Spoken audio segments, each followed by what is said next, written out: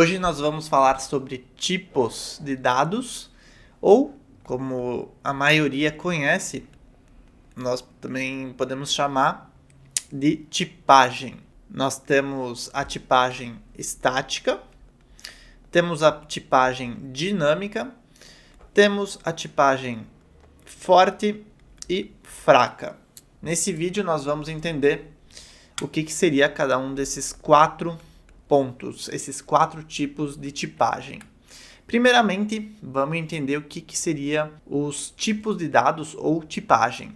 É basicamente o formato do valor de uma variável, ou seja, eu consigo informar se uma variável é uma sequência de caracteres, se uma variável é um inteiro, é um número, é um valor booleano, é um ponto flutuante.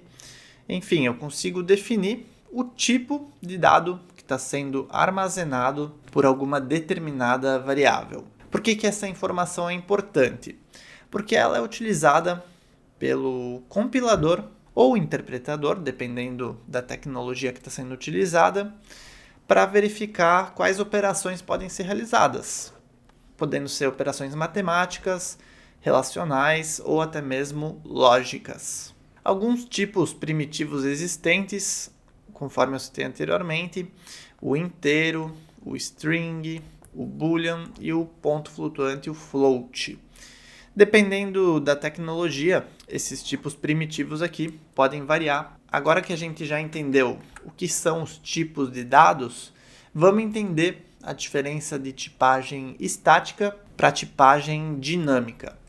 Na tipagem estática, a declaração do tipo deve ser explícita pelo programador. Então, quando ele cria uma variável lá na linguagem que o programador utiliza, ele vai ter que informar se aquela variável é do tipo string, é do tipo inteiro, é um número, enfim. Ele é obrigado a informar o tipo da variável. E após declarar esse tipo, ele não consegue mais alterar o tipo da variável. Por exemplo, ele criou a variável teste com o valor 5. Ao tentar alterar depois essa variável teste para um valor, por exemplo, uma string, vai dar erro porque ela tem que ser um inteiro. Esses 2 pontos são alguns aspectos que determinam que é uma linguagem da tipagem estática.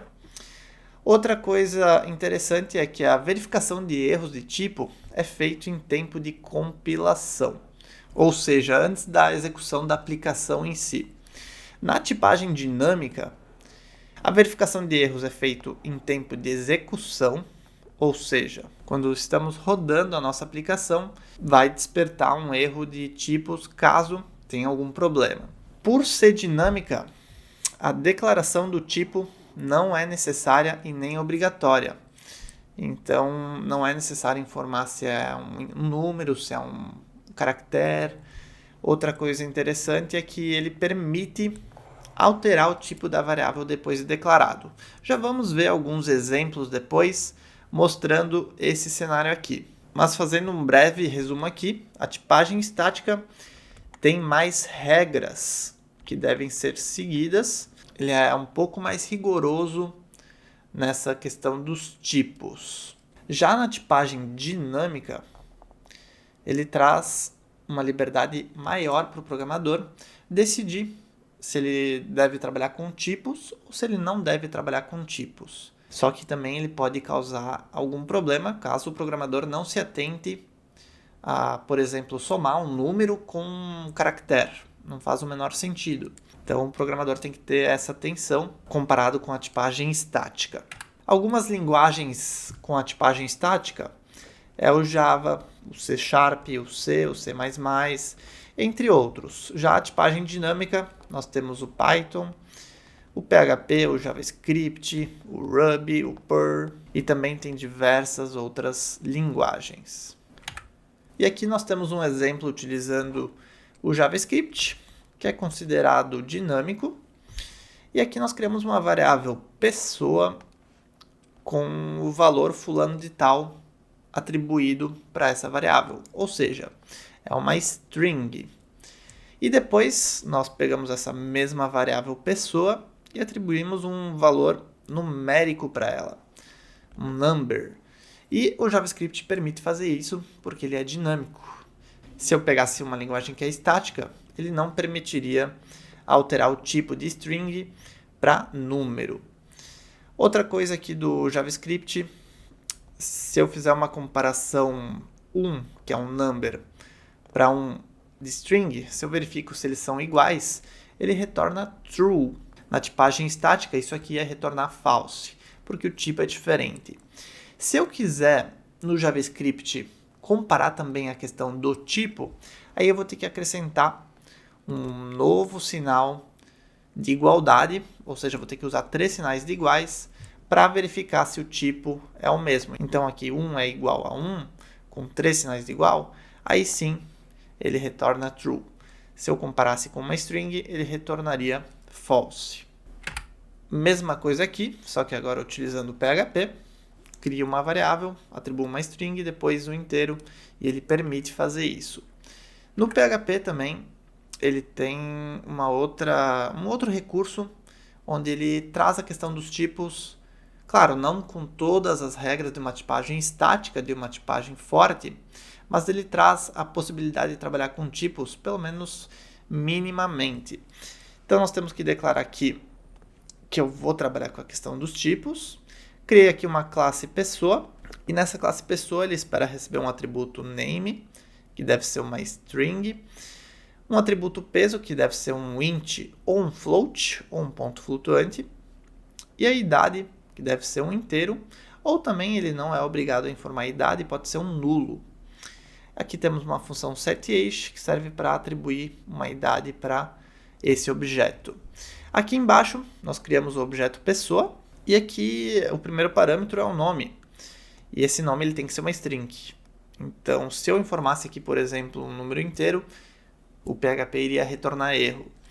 Aqui no peso, pode ser um inteiro e pode ser um ponto flutuante. Aqui na idade, eles só aceitam um inteiro ou um nulo. Então, eu informei aqui o 22. Eu queria mostrar esse exemplo aqui para mostrar que, mesmo com uma linguagem dinâmica, como é o caso do PHP, também tem outras linguagens que são semelhantes aqui a essa abordagem do PHP. Mesmo o PHP sendo uma linguagem dinâmica, nós temos a opção de utilizar alguns recursos de tipagem para deixar a aplicação mais segura, mais regrada. Perfeito, vamos vir aqui para o próximo slide. Agora aqui nós temos um gráfico onde mostra a tipagem estática versus a tipagem dinâmica e a tipagem fraca versus a tipagem forte. A tipagem dinâmica nós temos representados aqui nesse canto esquerdo. Nós temos o Python, temos o JavaScript, o Ruby, PHP. E aqui a tipagem estática, nós temos nesse canto direito o Java, o C Sharp, o C, o C++. Foi os exemplos que eu mostrei anteriormente. Só que agora nós temos a tipagem forte, que seria essa tipagem que fica aqui em cima. E temos a tipagem fraca, que são aquelas que ficam embaixo. Vocês podem ver que não tem relação entre tipagem dinâmica e estática em relação à tipagem forte e fraca. Ela pode ser da tipagem estática e mesmo assim ter uma tipagem fraca, como é o caso aqui do C e do C++. E pode ser da tipagem forte e ser da tipagem dinâmica, como é o caso aqui do Python e do Ruby. Sendo bem breve aqui, a tipagem fraca quer dizer que ele possui recursos para trabalhar com tipagem, mas ele não é tão rigoroso quanto aos tipos, como foi o exemplo que eu mostrei anteriormente do PHP. Já a tipagem forte, ele traz regras mais rigorosas para trabalhar com tipo. Vou mostrar um exemplo aqui, que é utilizando o JavaScript novamente. Temos aqui uma variável A, com o valor 3 no numérico, e uma variável B com uma string aqui 5. Se eu somar o A com o B, o JavaScript permite. Ele transforma, ele retorna o resultado 35, ou seja, ele transformou a variável A numa string e concatenou os dois valores. Aqui embaixo nós temos usando a multiplicação, utilizando o operador de multiplicação. E aqui ele converteu o 5, que é uma string, num inteiro e fez aqui a multiplicação. Então, isso aqui é um exemplo de uma tipagem fraca. Ele faz a conversão dos tipos de acordo com o cenário. Então, aqui era um number e aqui era uma string. E ele converteu antes de fazer essa operação aqui embaixo para rodar o código sem nenhum erro. Então, isso é um exemplo de tipagem fraca. Então, nesse vídeo, nós entendemos o que é tipagem, qual que é a diferença entre estática e dinâmica, e tipagem fraca e tipagem forte.